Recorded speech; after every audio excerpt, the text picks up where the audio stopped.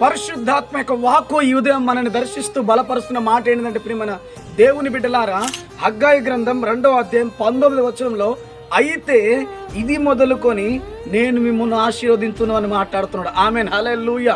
అయితే అన్నాడంటే, ప్రియమైన దేవుని బిడ్డలారా, అక్కడ కోటలో ధాన్యం ఉన్నదా, ద్రాక్ష తోటైనను, అంజూరపు చెట్లైనను, దానిమ్మ చెట్లైనను, ఒలివ చెట్లను ఫలింపలేదు కదా, అయినను ఇది మొదలుకొని మీరు ఫలింపబోతున్నారు, అయినను ఇది మొదలుకొని మీరు దీవించబడబోతున్నారు అని దేవుడు వాగ్దానం చేస్తున్నాడు. ఆమేన్, హల్లెలూయా. కన్నీరే నీ కన్నపానాలుగా, ఓటమే బంధువు అయిపోయిన స్థితిలాగా ఉన్నదేమో, తలదించుకున్న స్థితిలాగా ఉన్నదేమో ప్రియమైన దేవుని బిడ్డలారా, అన్నింట్లో అపజయం, పోరాటం, వ్యతిరేకత, మానసికమైన బంధకాలు, ఎవరికి చెప్పుకోలేని స్థితి ఏదున్నా కూడా ప్రియమైన దేవుని బిడ్డలారా, గత సంవత్సరాలు, గత రోజులు నువ్వు ఏవైతే నష్టపోయాయో, కానీ దేవుడు అంటున్నాడు, ఇది మొదలుకొని నిన్ను ఆస్వాదిస్తున్నాను. ఆమేన్, హల్లెలూయా.